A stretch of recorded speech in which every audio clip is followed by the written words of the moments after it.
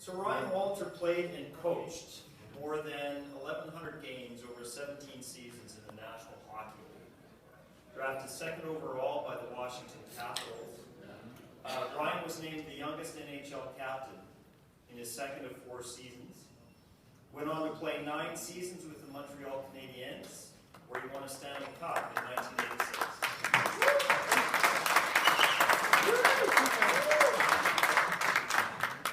Before finishing his playing career for the Vancouver Canucks.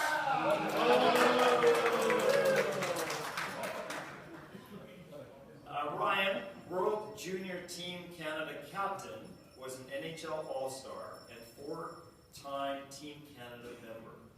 Vice President of the National Hockey League Players Association, a BC Hockey Hall of Fame inductee, and NHL Man of the Year.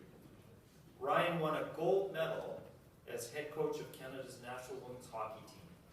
Has a master's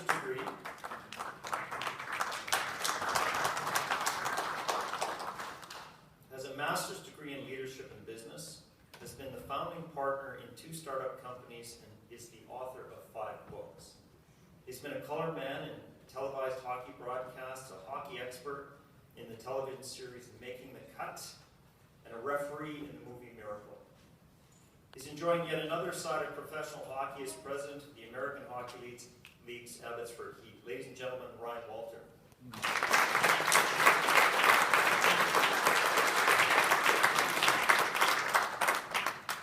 Thank you very much, Tom. Awesome to be with you. Let's talk about a little different piece of energy. Can we do that? Yeah. A little bit about the human capital and that energy.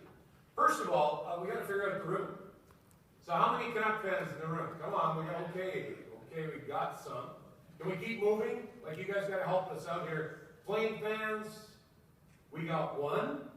Good job. Okay. We're good. Well, Oiler fans, we got 2. Eventually, we're going to be good, right? This year. How about Jet fans? Let's keep going east. We got 1 here. Okay. Leaf fans. Now, I was saying to a couple of you guys earlier, the Leaf fans, I'm very impressed with you. You're very resilient. I'm in trouble now. Eternally hopeful. Ottawa Senator fans. Here. Hey, yeah, we got a few. We got 1 that stands up at the back. Good job. Hat fans. Okay, we got a few. How about throughout the U.S.? Where are the fans? Yes, sir. Rangers fans. Sorry about that. That was a good series, though. Sir? Sharks fan. Shark fan. Sorry about that. Tough year. It's going to be better. Sure. Hurricane fans. Really sorry about that. You okay? Yeah. Okay. Who else, sir? Chicago, 215 Stanley Cup winners. Chicago fan. You know, what is going on with Chicago? They just keep hanging around. Aren't they good? Yeah. A couple more, sir? I'll tell you what, I love the weather where the Coyotes are. Sir? Wild. The Wild fans. Well, you had a better year. Would you agree? Big time. Big time. Okay. You know, some of you were, oh, by the way, got a little gift here. I'll pass down. There's a 86 Stanley Cup ring. Can we start with you, sir?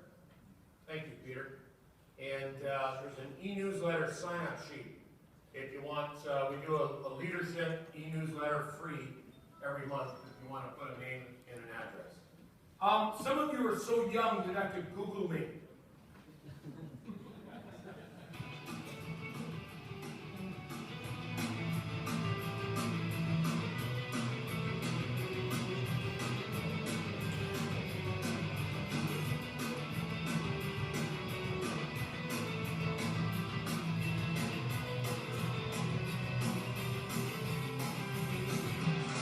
Now, watch here. I'm so old. You remember when there wasn't any advertising of the words?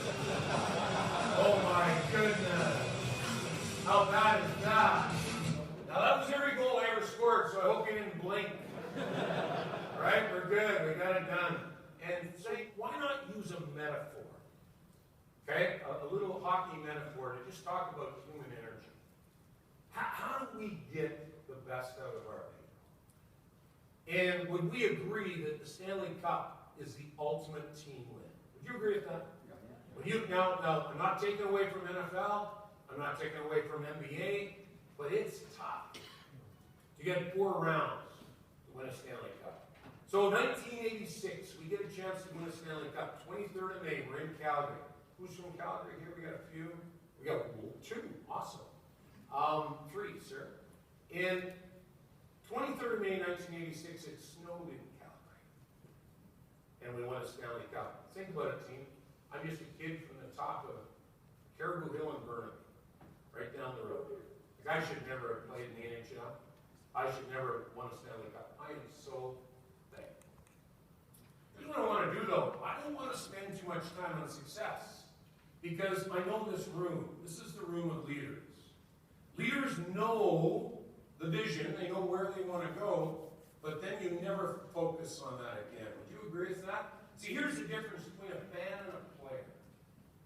The fan is all about outcomes, right? What does a fan say? We all say, did they win or did they lose? But I know you in this room, the coaches, the leaders, the players in the room, are about process. What process gives us the outcome that we desire? And John Wooden, the great basketball coach, NCAA, winningest coach in NCAA history, had my favorite thought in life. He said, I don't worry too much about winning or losing. Think about that just a minute. Think about this, leader. The winningest basketball coach in NCAA history says, I don't care about winning or losing. He says, I worry a lot about focusing on the details that give us the win. Isn't that true? So where is the energy of our people? How do we maximize that? You know, Jen and I wrote a book called Hungry. My wife Jenny and I wrote a book called Hungry. We're going to share a little bit with you here in a minute. How do we keep people hungry? Love that concept. So here's what we're going to suggest is that on this continuum, by the way, let me just finish the story. 23rd of May, 1986, we win a cup. What you don't know is that same Montreal Canadian team. Is there any press in the room? You're in the press, sir? Okay, you're sworn to secrecy right now, okay? That same Montreal Canadian team on the 15th of February was dysfunctional. Isn't that hopeful? Think about that. 100 days. 15th of February, 23rd of May, 100 days. We made change. And by the end of our little hour together, we're going to talk about what happened. What happened? What change happened within our team? Somewhere on that continuum, we're going to also suggest as every one of your teams, as you head back from this conference, right? You know you're highly functional. You're clicking on every cylinder you've got, or you're very much struggling, or you're somewhere in the middle. So that'll give us sort of context to where we're going. I went back and anybody done life backwards? Think about this. I was a captain at the NHL level at 22. And I went back and did a master's degree in leadership business at 45. Like completely backwards, right? You can tell I did a master's degree. I'm starting to build quadrants. How bad is that, right? So here it is. Somebody help me out. What's purpose? Just give me ideas. Fire away. Describe purpose. No wrong ideas. Just fire away. Goals. Goals. Absolutely. What else? Purpose. Focus. Vision. Reason to absolutely. Would we agree? Purpose is a little deeper. You probably don't hang around out here at coffee and go, so what's your purpose to? You know? And that probably we don't do that. How about passion? Describe passion. Give us words that come to mind when I say passion. Totally energy. Committed. Awesome. What else? Passion. Drive. Love. I love that. I had 150 salespeople in the room.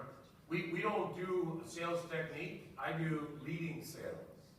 I really think that nobody sells anybody anything. Now I'm in trouble, right? I believe that people lead other people to purchase.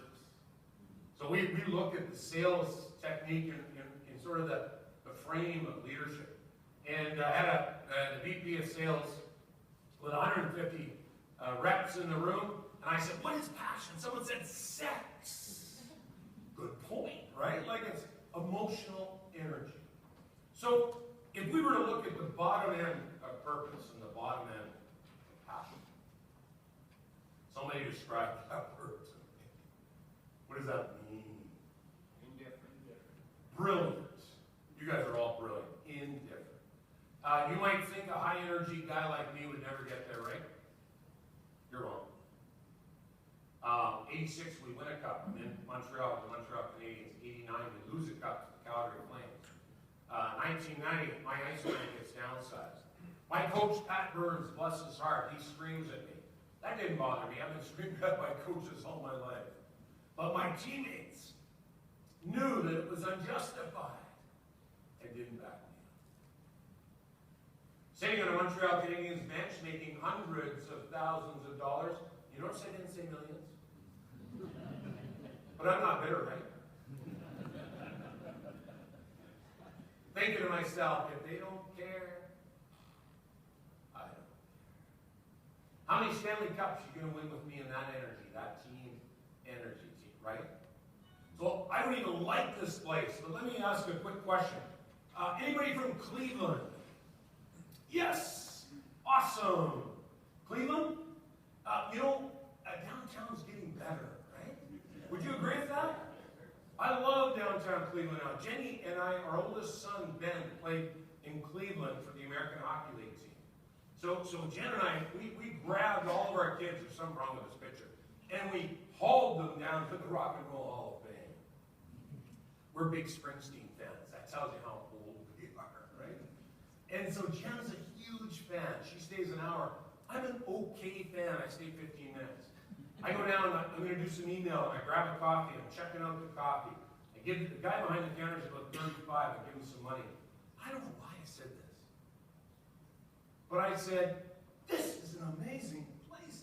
The best of the best are here. I can't believe you get to work here. I said, what's your favorite part of the exhibit?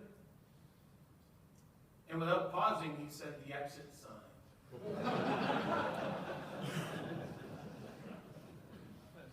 Existing to exit. We know when the energy on our team is there, we're in trouble. Agreed? Here's the hardest part. You know the hardest thing that you do as leaders? Because I've been in the same boat. You know, we only had 22 employees. It wasn't a big team. Expanded to about 150 employees on game night. But the hardest thing that we do as leaders is have a team that's flying with a couple of ambivalent employees.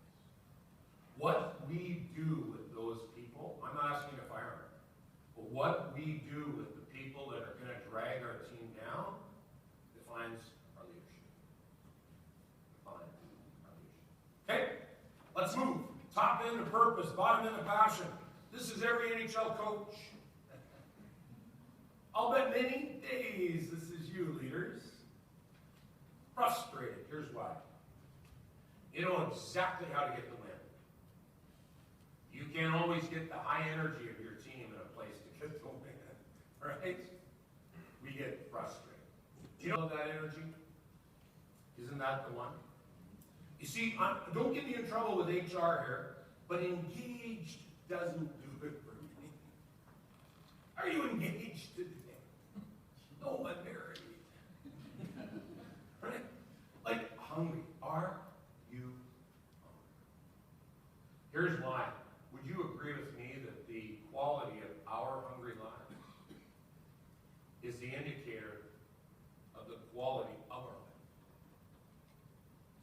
When we're hungry to make stuff happen, we're moving in a direction of energy. We're after a Stanley Cup. We're just not playing. Makes all the difference in the world. It re-energizes who we are and what we do. There's the indicators of a hungry spirit, as we used to think about it in terms of hockey, but it's the same in business. Energized, open, determined, confident, and excited. Aren't you looking to hire those? Gavin O'Connor, the young director, said, Ryan, you've done a great job. I want to get you in the movie. I I'm the referee. Now you gotta look at the movie again, right? Now, I'll give you a couple of clips. Now watch, look at the long hair, 1980s. Oh my goodness. It looked like Gary Fraser, eh? Got the big hair going back. Oh my goodness. Kurt Russell was amazing playing Herb Brooks. I gotta tell you, I had no idea how to referee. I've been around hockey all my life, right? I was standing in the wrong place, right? They had to move me. So here's the point, and there's a reason to show you this.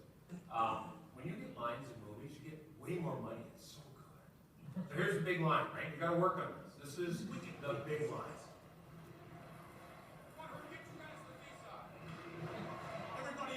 You gotta work on that line. Like, only 23 takes to make that work, right? And here's what I asked young Gavin O'Connor, the director. I said, Gavin, I know hockey. I have no idea about movie making. I said, help me out. And he started, I said, how do you make a movie? And he started doing this. I'm going, come on, Gavin. I've seen you do that for 3 months. Don't give me that. He said, okay, then try this. I'm going, come on, Gavin. He said, Ryan, he said, that's what it is. He said it costs hundreds of thousands of dollars to move a camera. People who are in charge never, ever, ever move a camera till they know the exact shot that they're going to take. Leaders, what movie are you making? What do you want to go home and change? See, the beauty of this room is when you get clarity, it happens. You don't have the team you want right now. If you don't have the team that's the highest producing team, you just don't have clarity around exactly what has to happen. Okay? So here's a couple things. We set up our time together and we head out the door. Isn't that a good thought? What do you want more of? What do you want more of in your team? Here's the hard one, right? What shouldn't be on your team? What shouldn't we be doing? How about this one? What should we as leaders not be doing next week? Right? If you want to be excellent, what do we take out of it? Everybody's...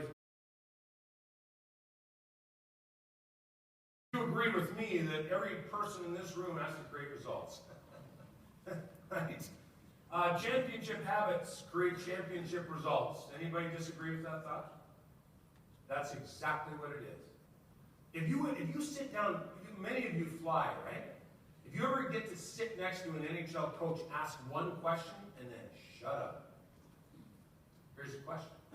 How are the habits of your team? He'll talk for the next hour. Habits are everything, aren't they? And here's what we would recommend is that they practice continuous actions to create the habits, deliver the results. And here's the aha moment for me as a leader. I didn't need to know this as a player, but I did need to know this as a coach. All action comes out of what our people believe. They believe our industry is going like this. What kind of action are we going to get, right? We don't deal with it. All action comes out of belief system. Let me share a quick thought on that. As the president of the Abbotsford Heat, out here in Abbotsford, an American Hockey League team, a rumor came out 6 months before when we were moved to Utica. There was a rumor that came out and said we were going to move to Utica. In that moment, what happened to the production of my team? Done. Team, leaders, one rumor. Mindset is everything, isn't it? Belief system is everything. This is where sports does a really good job. And just go back quick. So belief systems. So here's what we believe. This is why we're going to spend our little bit of time together in the mindset side. Is if we can influence mindset with conversation. Number one way you can influence the mindset of your team is through your culture. Number one way you influence culture is through conversation, right? What if you don't have those conversations? People don't want to hear from someone else. They want to hear from you. Influence the mindset that creates the outer belief system. I'm not talking values here. I'm talking self-image, right? I'm talking cultural feel that gives us the action that generates the habits that deliver the result. There's an article in the Vancouver Sun, so it must be real, it must be true.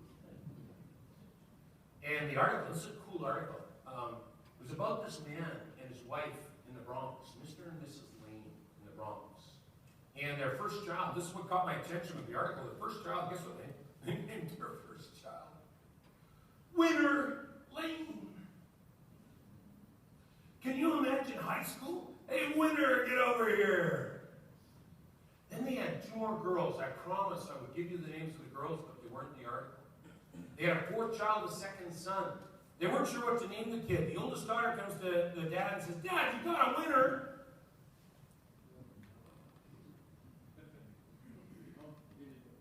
And they named their 4th child their 2nd son, Loser Lane. Can you imagine being on a hockey team? Hey, loser, get over here. Now, the coolest thing about the article team is they tracked both boys for the next 25 years. Winter Lane went on to create 13 crimes and spent 3 years in Elmira prison. Loser Lane went on to be a great athlete, won a scholarship at university, and is a cop in the North Bronx, right? And what the article should have said, but it didn't, was that it never matters what people call us. Right there? Do you know what I've been called on NHL ice? Do you know what my mother's been called on NHL ice? Right? If I believed anything over my lifetime that people have called me, I'd be in a fetal ball over in the corner, no good to you. Here's the thing that the article didn't say, and it should have also, right? Is it is incredibly important what we and what our people call themselves. The production of your people comes down to how they feel about your culture and themselves. Isn't that true? It has nothing to do with skill. You should see something called the Thinking Tendencies Model on the top of that paper. You've got a pen. I'd love you to just scribble it up a little bit. We'll have some fun. Our goal is to have a specific takeaway for you to go home with, okay? So a new awareness, or at least awareness of where the mindset of your team's at. This is a very simple model. We're thrilled about it. Jen and I, my wife Jenny and I came up with it 10 months ago, and this will be our next book. Our next book will be called Mind Shift, right? Activating your wins. We got to start with how our people think, right? Don't you wish your teenagers were here right now? I get that all the time. Could you help my teenager, right? How about this? This is so simple. Anybody had a positive thought this morning? Hope so. How about a negative thought? How about a past thought? How about a future thought? This is a simple model. But boy, does it hit deep. We call this bottom left. Put in on the bottom left, near that circle, put in past negative thinking. Just describe it. Past negative thinking. I'm going to give you all of 40 seconds at your table. Have a very quick conversation around past negative. So here's what you're going to talk about. Number 1, what is past negative? Number 2, share at least one past negative thought you've had this week. Ready, go.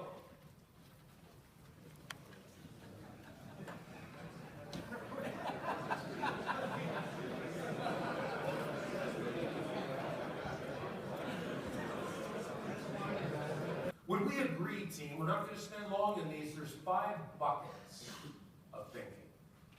There's 5 buckets. We're calling them 5 mindsets. Past negative is the first. How many times in our lives, in the culture that we lead, do we get stuck in past negative? Right?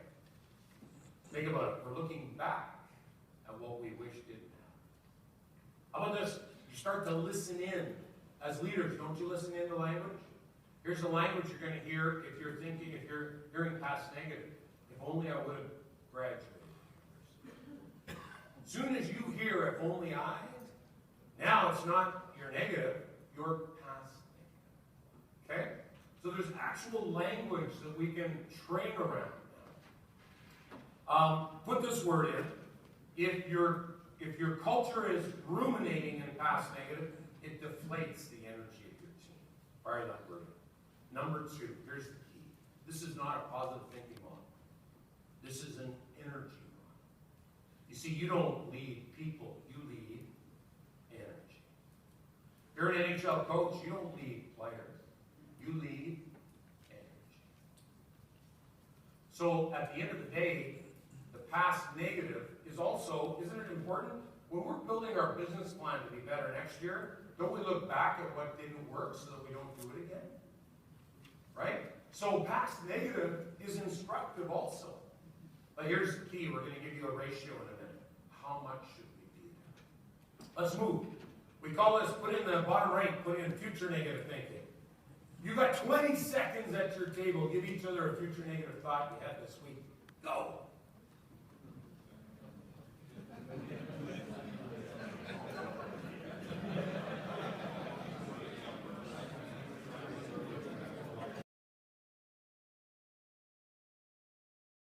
Someone share a future negative thought you've had this week. Yes? Will things get worse? Oh, so good. Will things get worse? Is that not on every mind here? All right? Thank you for that. You know, team, this is where NHL teams lose big. We project into the future what we don't want. Think about it. We project into the future what we don't want. Would we agree that future negative thinking in the core basis of it is fear? First, you saw the big brawl, right? The first game in Philadelphia in 1970. What did they call the Flyers in the 70s? And they were bullies. Okay, first game, we're in Philly, and they brawl us. Full out brawl, right? We survive the brawl, we lose the game. A month later, we're on a bus from Washington, D.C. to Philly. Not that far, right? And we're on a bus to go play game 2. And I'm on the quietest bus I've ever been on in my lifetime. What's the bus thinking? We are going to get killed.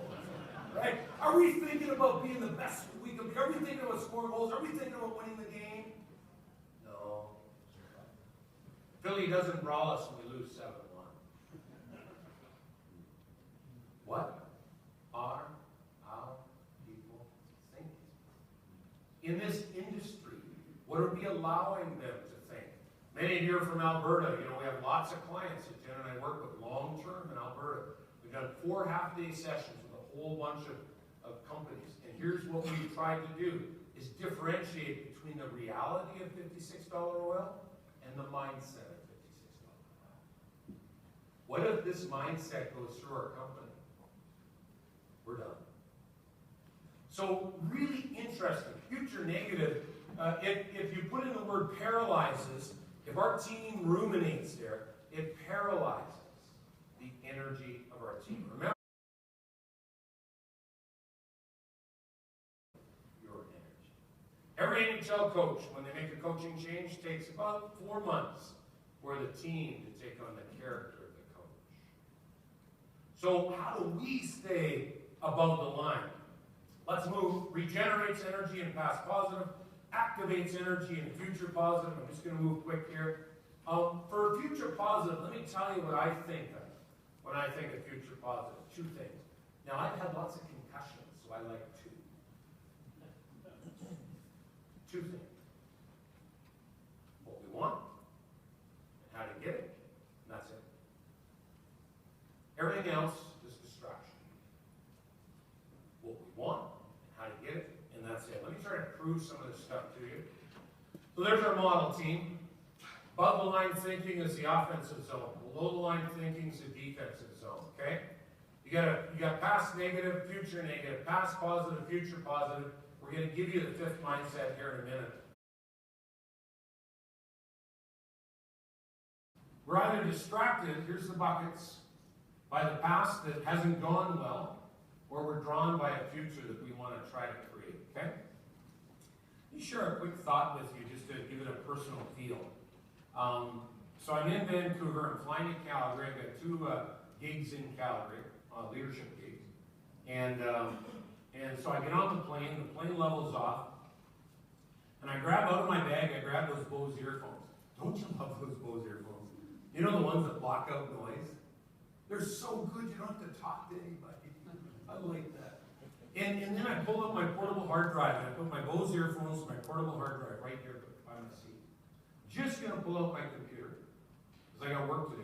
The young executive next to me, we start talking, we talk all the way to Calgary, right down the back. Get off the plane in Calgary, run down the luggage. I gotta get my luggage, rental car, get to the hotel, and just grabbing my luggage when it hits me. Ryan, you idiot! I left my Bose earphones and my portable hard drive right on my seat.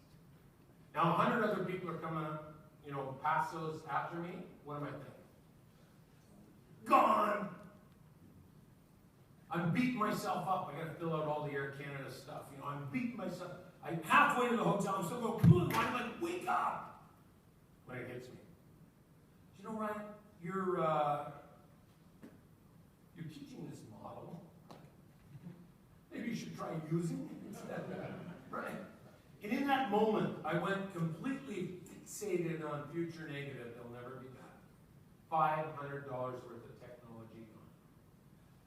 Can I fix that today? No. Have I got any control over that today? No. And I focused on 4 things. Went from future negative, future positive, 4 things. Great sleep, up at 5, 2 great gigs, awesome workout. That's it. That's all I can affect. Next day at 4:30, Air Canada calls me and says, Mr. Walter, we've just delivered both items to your hotel. Right, team? How much of what we worry about never happens? But what does it do with our energy, right? What does it do with our people's energy?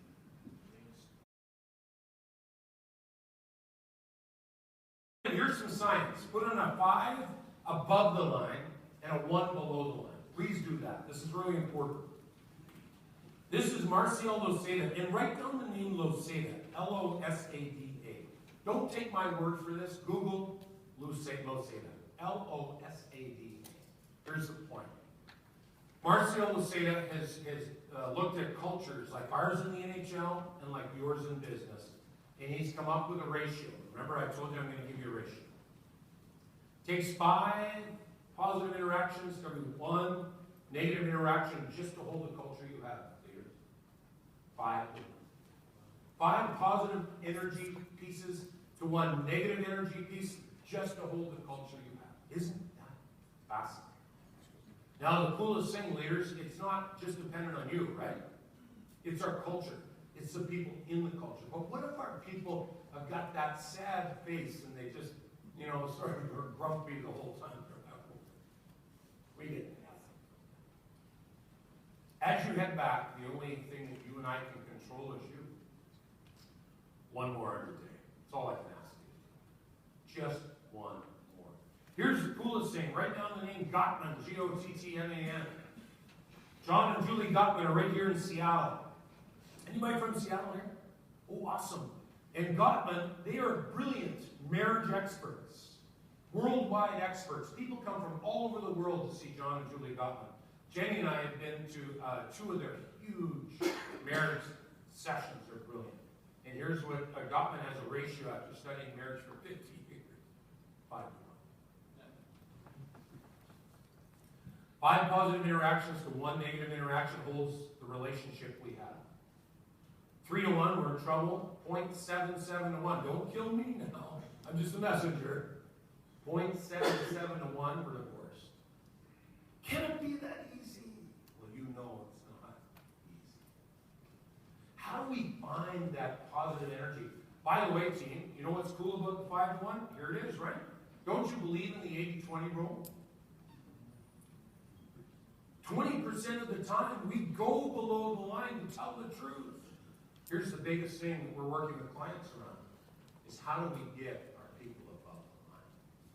Would you agree the default is down? Anybody within the core piece of this industry, you got to teach your people to be below the line? I don't think so. So really the question is, if you want to win a Stanley Cup, how do you get your people above the line 80% of the time? In Northern Alberta, the 2 companies we worked with long term, do you know what they do now? You're going to laugh. They meet at the coffee pot, they look at each other and they go, are you above the line or below the line? Can you imagine? Can you imagine having a chance to laterally influence the mindset of our team? Powerful stuff. So let's finally look at a fifth mindset.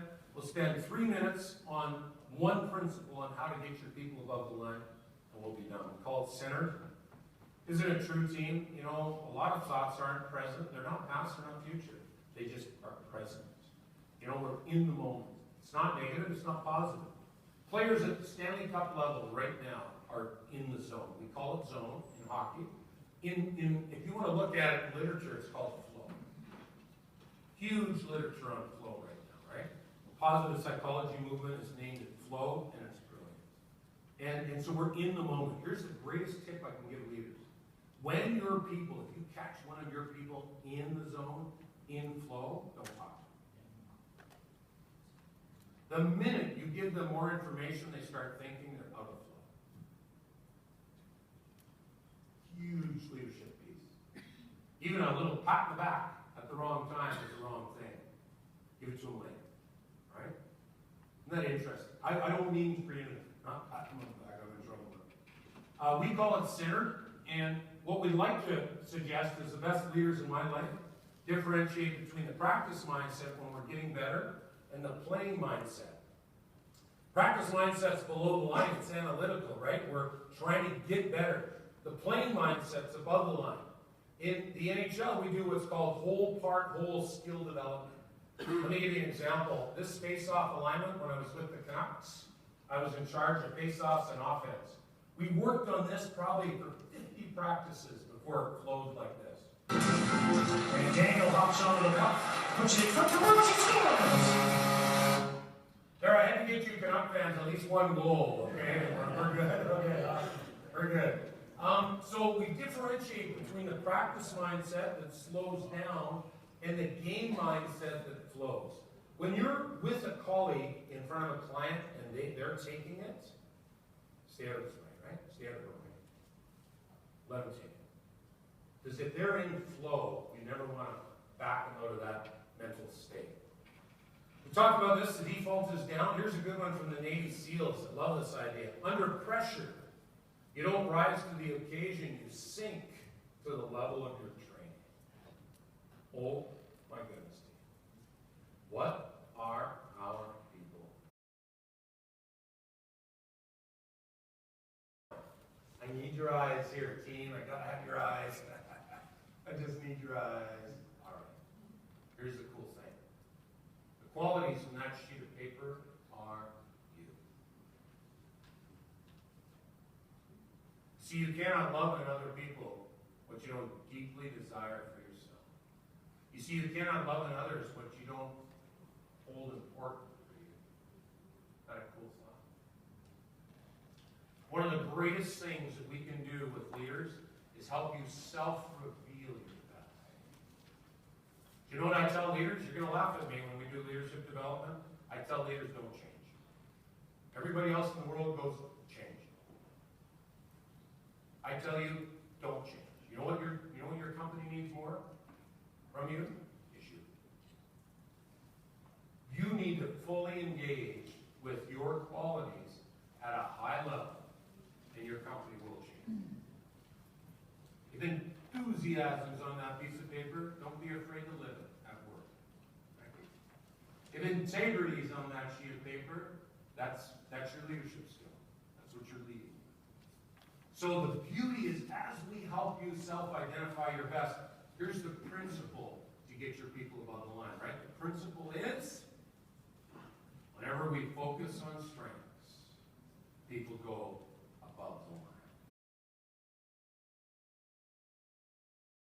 Roosevelt said this from a leadership perspective. He said, leadership is getting people to do what you want them, what you need them to do. What's the hard part, team? Because they want to do it.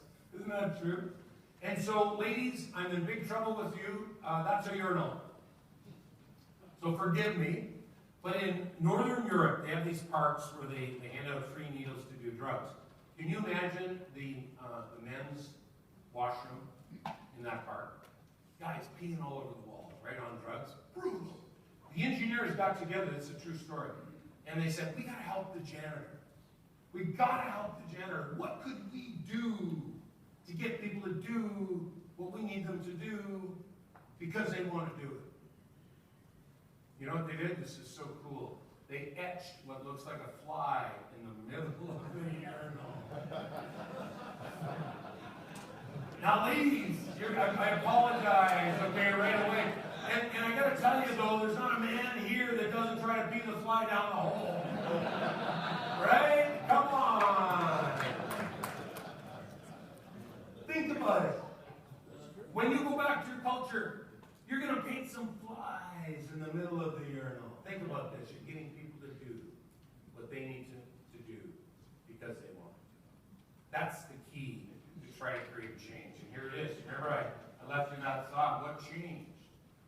February 15th, we were dysfunctional. May 23rd, we win the ultimate team prize, and here it is, and we're done. Did you know the cool thing about that team is we never made one personnel change?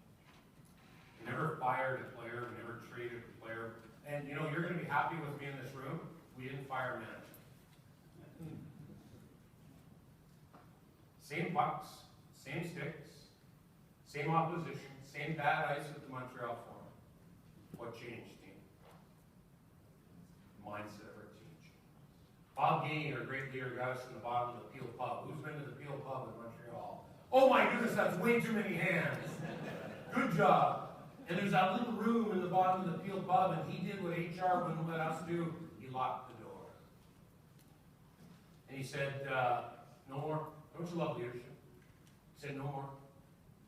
You can be dysfunctional at any other time in your life, but not here and not now. Figure it out. We didn't say anything for a long time. By the way, he said, I'm locking the door. Nobody leaves till we get it done. And finally, we created some conversation. You know, it was ugly at first. We got the unsaid said. We just got everything talked about. We didn't come out of the room loving each other, hugging, kissing, all that. But we came out with some function, got our eyes on a better goal. Think about this process, team. Dysfunctional to the ultimate team in 100 days. Finally, you know I missed it, right? You know that Stanley Cup ring that's out there somewhere? You're my buddy. Maybe you forgot this. I broke my ankle with 3 games to go in that season. Have you ever been on a team that wins without you? Not easy. First 12 days, I had the biggest pity party in my life. Anybody have a pity party? No, I haven't. Day 13 was significant in my life. I chose to change. I figured, okay, what can I control? I went from below the line, I can't believe God allowed this to happen to me, to above the line, what can I focus on? What can I create in my future today? Every time our team went on the ice or practice, I worked out. I was in incredible shape. I did that for a month and a half. Our team arrived. We're at the Stanley Cup final. We're going to play Calgary. Eric Linsner, our orthopedic surgeon, comes to me and says, Ryan, he says, you've been working so hard. You're ready. He said, I shouldn't do this as a doctor, but you want to take an x-ray just to see? He held the x-ray up and he did what no doctor should do. He said, darn. A tiny little crack still there in my ankle. I get tears coming down my eyes, right? I worked a month and a half to be in this position so he could say go. Eric takes a deep breath. He goes, oh, I shouldn't do this, Ryan, but do you want to try it? What a good doctor. He said, what's the worst that could happen? It breaks again. Little freezing, little tape, flopped around that first practice. Little more freezing, little more tape. Felt pretty good, and I get to play in game 1, game 2, game 3, game 4, game 5 of the Stanley Cup. And you know what haunts me, leaders. What if I hadn't decided to get above the line? Thanks so much.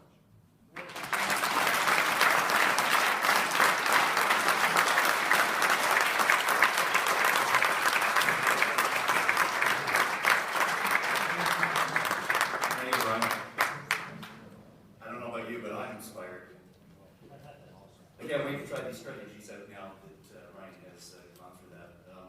I think think we want to break for lunch now.